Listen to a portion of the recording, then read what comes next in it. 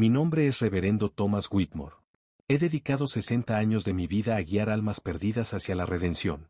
Y perdonado a asesinos, a adúlteros, a ladrones. He sostenido las manos de moribundos y he bautizado a recién nacidos. Pero hay un pecado que nunca he podido perdonar. Y ese pecado está enterrado en el sótano de la Iglesia Metodista de San Lucas, donde he predicado cada domingo durante 6 décadas. Anoche, bajé esas escaleras de madera por última vez. Mis manos temblaban mientras levantaba las tablas sueltas del piso.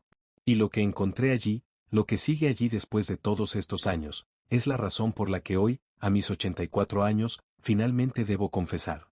Nací en 1940 en un pequeño pueblo de Kentucky llamado Ember Falls. Era un lugar donde todos conocían tu nombre, el nombre de tus padres, y probablemente el nombre de tu perro también. La clase de pueblo donde las puertas nunca se cerraban con llave, donde los niños jugaban en las calles hasta que oscurecía, y donde la iglesia era el corazón que hacía latir a toda la comunidad. Mi padre era herrero. Mis manos de niño aprendieron el olor del metal caliente, el sonido del martillo contra el yunque, el sudor honesto del trabajo duro. Pero mi madre era quien me leía las escrituras cada noche antes de dormir. Su voz suave convirtiendo las palabras antiguas en algo vivo, algo que respiraba. A los 17 años, sentí el llamado. No fue dramático. No hubo voces del cielo ni visiones ardientes. Fue más bien como reconocer algo que siempre había estado ahí, esperando a que yo prestara atención. Un domingo por la mañana, sentado en el tercer banco de esa misma iglesia metodista de San Lucas, escuchando al viejo reverendo McAllister predicar sobre el hijo pródigo, algo en mi pecho se apretó y se expandió al mismo tiempo.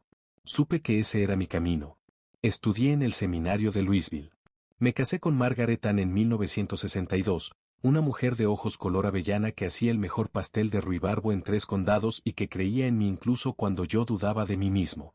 Para 1964, cuando el reverendo McAllister falleció de un infarto mientras podaba sus rosales, la congregación me pidió que tomara su lugar. Tenía 24 años. Margaret decía que era demasiado joven, que la gente no confiaría en un pastor que apenas necesitaba afeitarse. Pero yo estaba lleno de fuego, de certeza, de esa arrogancia que solo posee la juventud. Creía que tenía todas las respuestas. Creía que la Biblia era un mapa perfecto y que mi trabajo era simplemente ayudar a otros a leer las direcciones. Qué ingenuo fui. Los primeros años fueron hermosos. La congregación creció. Bauticé a 22 niños en mi primer año.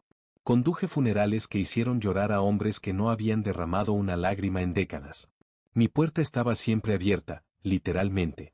Margaret dejaba café caliente en la estufa y cualquiera que necesitara hablar podía entrar. Y hablaban. Dios mío, cómo hablaban. Aprendí los secretos de Ember Falls como si fueran capas de un pastel amargo. Descubrí que matrimonios eran fachadas, que negocios estaban al borde de la quiebra, que adolescentes estaban embarazadas, que hombres bebían hasta perder la conciencia cada noche. Me convertí en el guardián de las vergüenzas privadas de todo un pueblo.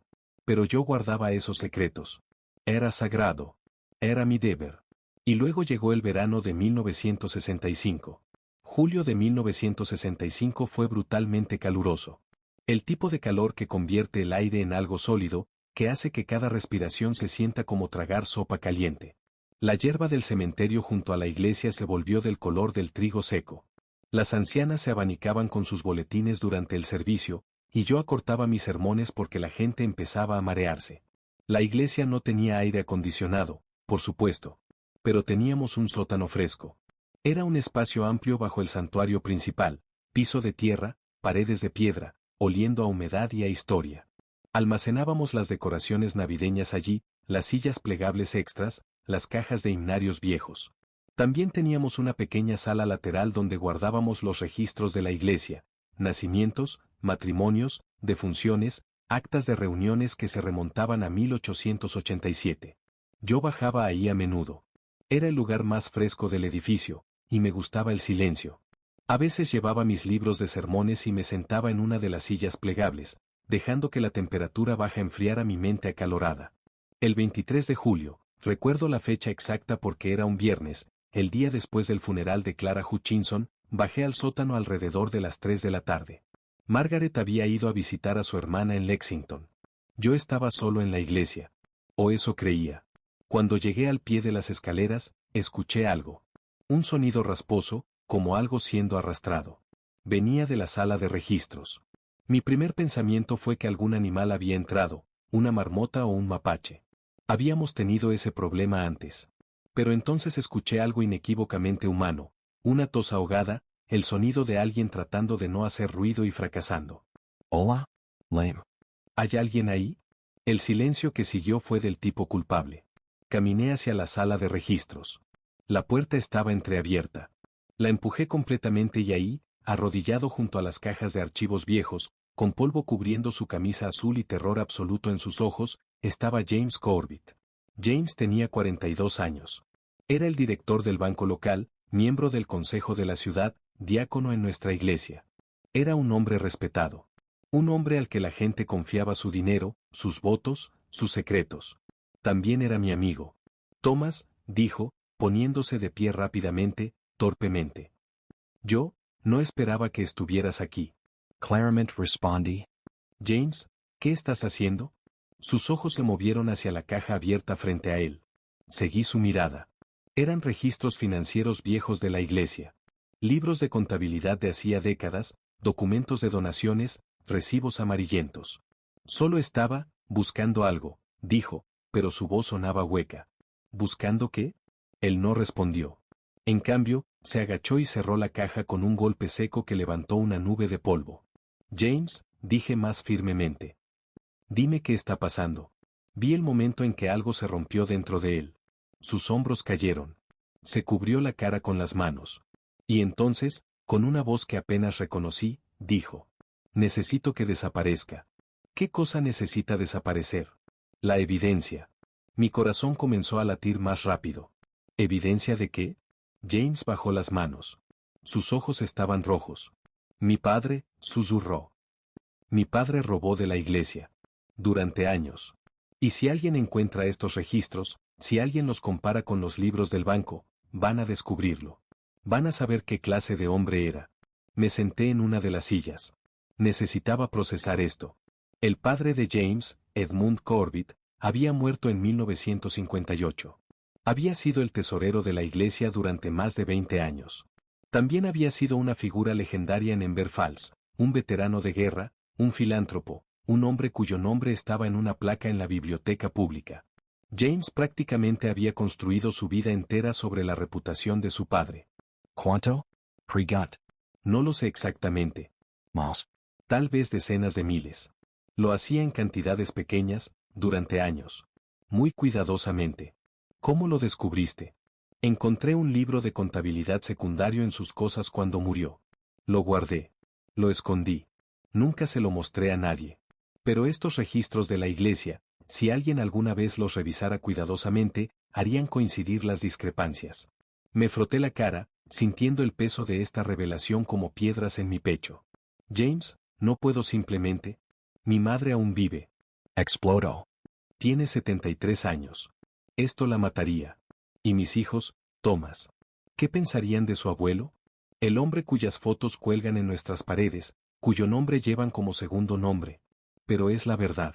Es una verdad que solo causará dolor. Su voz rebotó en las paredes de piedra. No devolverá el dinero. No arreglará lo que hizo. Solo destruirá a los inocentes que quedaron atrás. Nos miramos en ese sótano oscuro. Podía escuchar mi propia respiración, el latido de mi propio corazón. ¿Qué es lo que quieres que haga? Pregunté finalmente. James señaló la caja. Hay 3 cajas. Años 1936 a 1958. Solo esas. Si desaparecieran, si alguien preguntara alguna vez, podríamos decir que se dañaron por humedad, que se perdieron en alguna mudanza. Nadie cuestionaría eso. Me estás pidiendo que destruya registros de la iglesia. Te estoy pidiendo que protejas a los inocentes. ¿Y la congregación? ¿Acaso no merecen saber? ¿Saber qué, exactamente? ¿Que un hombre que murió hace 7 años, un hombre que ya no puede defenderse ni hacer restitución, tomó dinero? ¿Dinero de un tiempo en que la mayoría de los donantes actuales ni siquiera vivían aquí? James se acercó a mí. Thomas, tú predicas sobre misericordia. Sobre gracia. Sobre no cargar a los hijos con los pecados de los padres. Aquí está tu oportunidad de vivir eso. Le dije que necesitaba tiempo para pensar. Le dije que orara. Pero esa noche, no pude orar. Me senté en mi estudio en casa, con Margaret ya dormida arriba, mirando la oscuridad por la ventana. Mi mente era un campo de batalla. Por un lado, la verdad es sagrada. La verdad es el fundamento sobre el cual todo lo demás se construye. Si la ocultamos, si la enterramos, ¿qué somos? Cómplices? Mentirosos? Por el otro, las consecuencias. La madre de James, una mujer dulce que traía galletas a los enfermos. Sus hijos, que cantaban en el coro juvenil. La reputación de un hombre muerto que, a pesar de este terrible defecto, había hecho también mucho bien. ¿Valía la pena destruir todo eso por una verdad que no cambiaría nada? Pensé en mi madre leyéndome las escrituras. Pensé en el hijo pródigo. En la mujer sorprendida en adulterio. En Pedro negando a Cristo 3 veces. La Biblia está llena de personas imperfectas recibiendo gracia. Pero también está llena de llamados a la justicia. A la verdad. A sacar a la luz lo oculto. Me debatí toda la noche. Al amanecer, había tomado mi decisión. Encontré a James en el banco el sábado por la mañana. Le dije que me encontrara en la iglesia esa noche, después del anochecer. No quería testigos. Llegó a las 9. La luz del verano todavía estaba desapareciendo en el horizonte, tiñendo todo de púrpura y dorado. Entramos juntos a la iglesia. Bajamos las escaleras al sótano. Las 3 cajas estaban donde las había dejado. Vamos a hacer esto de manera diferente, le dije. No vamos a destruirlas. Su rostro se contrajo en pánico. ¿Pero Thomas? Levanté una mano. Vamos a enterrarlas. Aquí, en el sótano. Bajo las tablas del piso. Y vamos a hacer un pacto, tú y yo, ante Dios. ¿Qué clase de pacto? Que en 20 años, en 1985, volveremos aquí. Las desenterraremos. Y en ese momento, con suficiente tiempo habiendo pasado, con tu madre probablemente fallecida, con tus hijos adultos, tomaremos la decisión correcta sobre qué hacer con ellas. Tal vez las revelemos. Tal vez hagamos restitución de alguna manera. Pero no será apresurado. No será en el calor del miedo. Será medido. Será justo. James pensó durante un largo momento. 20 años, repitió. 20 años. Te doy tiempo para preparar a tu familia. Para fortalecer su fundamento. Para que cuando la verdad salga, si es que sale, puedan soportarla. ¿Y si no queremos revelarla en 1985?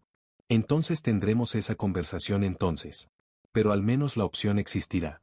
Al menos la verdad no habrá sido completamente destruida. Extendí mi mano. Él la tomó. Esa noche, trabajamos juntos. Levantamos las tablas de madera en la esquina más alejada de la sala de registros. Cavamos en la tierra compactada debajo, no profundo, tal vez 2 pies. Colocamos las 3 cajas en el agujero. Las cubrimos. Reemplazamos las tablas. Cuando terminamos, ambos estábamos cubiertos de tierra y sudor. Nos arrodillamos ahí mismo, en ese piso manchado, y oramos. Le pedí a Dios que nos perdonara si estábamos equivocados. Le pedí sabiduría para el futuro. Le pedí que protegiera a los inocentes. James Laurel. Yo también. Nos pusimos de pie, nos limpiamos las manos, y nunca hablamos de ello de nuevo. Pero el pacto se quedó entre nosotros como un fantasma. Los años pasaron. Margaret y yo tuvimos 2 hijos, Samuel en 1967 y Rebecca en 1969. La iglesia creció. Agregamos un edificio de aulas. Pavimentamos el estacionamiento. James Prospero. Se convirtió en presidente del banco.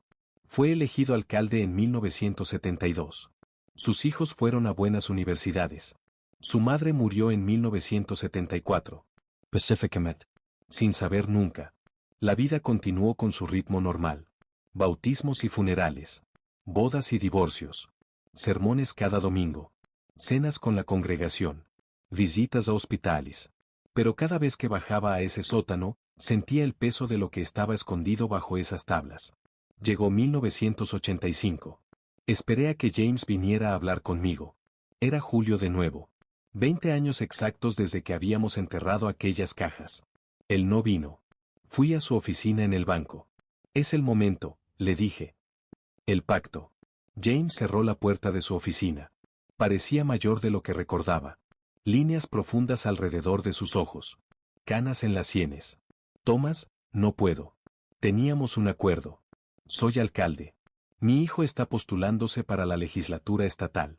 Si esto sale ahora, ¿Entonces cuándo? ¿Otros 20 años? 40? ¿Nunca? No lo sé, dijo, y su voz era miserable. Solo sé que ahora no. Por favor, Thomas. Necesito más tiempo. Debí haber dicho no. Debí haber insistido. Debí haber ido a ese sótano yo mismo, desenterrado esas cajas, y enfrentado las consecuencias. Pero no lo hice. Le di más tiempo. Esperé 5 años más. 10. Quits. James murió en el año 2003. Un ataque al corazón mientras jugaba golf. Tenía 80 años. Cientos de personas asistieron a su funeral. Pronuncié el elogio. Hablé de su generosidad, su servicio, su dedicación a la comunidad. No mencioné las cajas en el sótano. Su hijo, Marcus, se convirtió en senador estatal.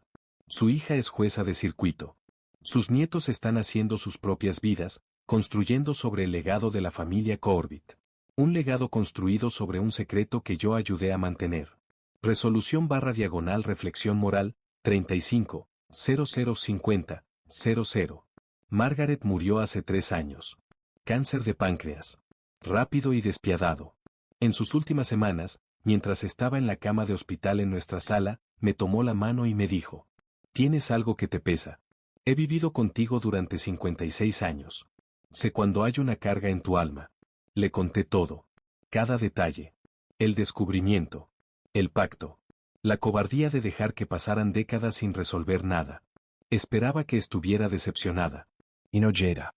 Horrorizada. En cambio, ella apretó mi mano con dedos débiles y dijo: Tuviste compasión. «Elegiste la misericordia sobre la justicia. Tal vez estuviste equivocado. Tal vez estuviste bien. Pero lo hiciste por amor. Eso cuenta para algo». ¿Cuenta? Pregant. ¿Frente a qué? He vivido con esta mentira durante casi 40 años. No fue una mentira. Fue un secreto. Hay una diferencia. ¿Lo hay? Ella sonrió débilmente. Una mentira busca engañar. Un secreto busca proteger. Tus motivos eran puros, incluso si el resultado fue complicado. ¿Entonces qué hago ahora? Eso, dijo, es entre tú y Dios. Murió 2 días después. Y yo he estado tratando de decidir qué hacer desde entonces. He revisado todos los ángulos. Todas las opciones. Opción 1, desenterrar las cajas. Revelar la verdad. Dejar que caigan las fichas donde caigan. Pero, ¿qué lograría eso ahora? Edmund Corbett murió hace 67 años. James murió hace 21. La mayoría de las personas afectadas por el robo original están muertas. El dinero, incluso si fuera devuelto con intereses, no significa nada para fantasmas. Y las personas vivas que sufrirían, los nietos de James, personas que nunca conocieron a Edmund, ¿qué pecado cometieron ellos? ¿Simplemente tener el apellido equivocado? Opción 2, destruir las cajas ahora. Quemar la evidencia. Cerrar el libro de una vez por todas. Pero eso significaría que todo esto, toda esta culpa, toda esta lucha, fue por nada. Significaría que tomé la decisión final de ocultar la verdad permanentemente. No podría enfrentar eso. Opción 3, dejarlas donde están. Morir con el secreto. Dejar que alguien más las descubra en algún momento futuro, o no. Esta es la opción que me atormenta más. Porque es pura cobardía. Es empujar la responsabilidad hacia el futuro, hacia personas que no pidieron esta carga. Durante 3 años he orado por una respuesta. Y anoche, finalmente la recibí. No de una voz del cielo. No de una señal mística. Sino de un simple momento de claridad mientras estaba sentado en mi oficina en la iglesia, mirando las fotografías en la pared. Hay una foto de la congregación de 1965. James está en ella. Joven, sonriente, con su pequeño hijo en brazos. También está Edmund Corbett, porque usamos una foto compuesta con imágenes de años anteriores, y docenas de otros rostros. Algunos reconozco. Muchos no.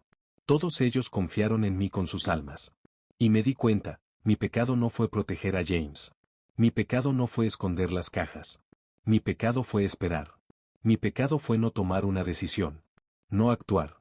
Dejar que las décadas pasaran mientras yo me paralizaba entre opciones, diciendo que estaba sopesando sabiduría cuando en realidad solo estaba evitando responsabilidad. El dilema moral entre verdad y misericordia, ese es difícil. Ese es legítimo. Personas razonables pueden estar en desacuerdo. Pero evadirlo durante 60 años no es sabiduría. Es comodidad disfrazada de cuidado. Así que aquí está mi decisión, la que he tomado finalmente. Voy a escribir todo esto. Esta confesión completa. Los nombres, las fechas, la ubicación de las cajas. Voy a sellarlo en un sobre. Y voy a dárselo al actual consejo de la Iglesia con instrucciones específicas. Debe ser abierto y leído 5 años después de mi muerte. No antes. Esto les da a los líderes de la Iglesia del futuro, personas que no tienen conexión emocional personal ni con Edmund ni con James, personas que pueden juzgar con ojos claros, la información completa para decidir qué hacer. Pueden desenterrar las cajas. Pueden destruirlas. Pueden hacer restitución financiera de alguna manera. Pueden convertirlo en un estudio de casos sobre ética pastoral. Pueden hacer lo que la sabiduría de su tiempo dicte. Pero no será mi decisión evitada. Será su decisión informada. Y al escribir esta confesión, al exponerme, mi miedo, mi debilidad, mi década tras década de dilación, también les doy una advertencia. Sobre lo que sucede cuando un pastor decide que su juicio es más sabio que la transparencia. Sobre cómo un momento de compasión puede convertirse en una vida de compromiso. Sobre cómo proteger a las personas del dolor a veces solo significa transferir ese dolor a tu propio corazón, donde crece como un tumor silencioso. Tengo 84 años. Mi salud está fallando. Los doctores me dan tal vez 2 años, probablemente menos. Cuando muera, haré que mi abogado entregue el sobresellado al Consejo de la Iglesia con instrucciones de fecha. Y entonces, finalmente, mi carga será levantada. No porque haya resuelto el dilema, no lo he hecho. No creo que pueda ser resuelto de una manera que satisfaga perfectamente tanto a la verdad como a la misericordia. Sino porque finalmente habré hecho lo único que me correspondía hacer desde el principio. Confiar que otras personas buenas, buscando honestamente, pueden tomar decisiones sabias. Confiar que Dios es más grande que mis errores.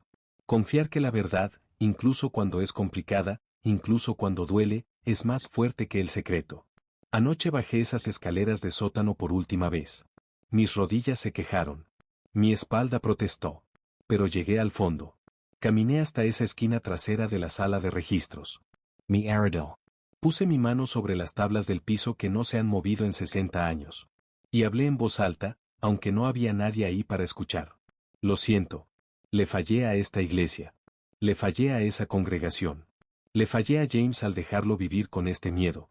Le fallé a Edmund al nunca darle la oportunidad de que su pecado fuera propiamente tratado. Le fallé a todos ustedes. Mi voz se quebró. Pero ya no voy a fallarles. Ya no voy a esconderme. Besé mis dedos y toqué la madera, como una bendición o una despedida. Luego subí las escaleras, con cada paso sintiéndose más ligero que el anterior. Porque finalmente, después de 60 años, estoy eligiendo la verdad. No la verdad perfecta. No la verdad indolora. Solo la verdad humana, complicada, costosa. La clase de verdad que no pretende tener todas las respuestas. La clase de verdad que admite, esto es lo que sucedió. Esto es lo que hice. Haz con ella lo que te parezca correcto. Hay un versículo que he predicado cientos de veces. Juan 8:32. Y conoceréis la verdad, y la verdad os hará libres. Solía pensar que entendía lo que significaba. Ahora sé que no tenía idea. La verdad no te hace sentir bien. No resuelve cada problema. No endereza cada error. Pero te hace libre. Libre de la prisión del secreto. Libre del interminable trabajo de mantener fachadas. Libre de la mentira de que tú, solo tú, eres lo suficientemente sabio para manejar cierta información. He sido pastor durante 60 años. He predicado 1500 sermones, tal vez más. He consolado a las viudas y desafiado a los hipócritas. He sostenido bebés y he cerrado los ojos de los moribundos. Y la lección más importante que he aprendido no vino de un libro de teología o de un maestro venerado. Vino de un error. De una elección que hice en un sótano oscuro cuando tenía 25 años y pensaba que podía cargar el peso del mundo. Aquí está la lección. No puedes redimir un pecado con otro pecado, incluso si lo llamas compasión. No puedes proteger a las personas del dolor escondiéndolo bajo las tablas del piso. No puedes servir tanto a la verdad como a la mentira y esperar paz. Debes elegir. Y esa elección siempre tendrá un costo. Elegí la misericordia sobre la verdad. Y el costo fue 60 años de culpa silenciosa. ¿Lo haría diferente si pudiera regresar? Honestamente, no lo sé. Pero sé esto, no esperaría 60 años para admitir que no estaba seguro. A cualquiera que esté escuchando esto, cualquiera que sea quien descubra mi historia después de que me haya ido. Si estás cargando un secreto que te pesa. Si hiciste una elección hace años que todavía te persigue. Si piensas que eres lo suficientemente fuerte, lo suficientemente sabio, lo suficientemente compasivo para manejar la verdad de otra persona sin ayuda, por favor, no esperes. No hagas lo que yo hice. Habla. Confiesa. Confía en que otros puedan ayudar a cargar el peso. Porque los secretos no se hacen más ligeros con el tiempo. Solo se hunden más profundo. Mi nombre es Reverendo Thomas Whitmore. He servido a la Iglesia Metodista de San Lucas durante 60 años. Y esta es mi confesión. No puedo perdonar el pecado que escondí en el sótano de mi iglesia. Pero tal vez, al finalmente decir la verdad sobre él, Dios puede perdonarme. Y quizás, eso sea suficiente.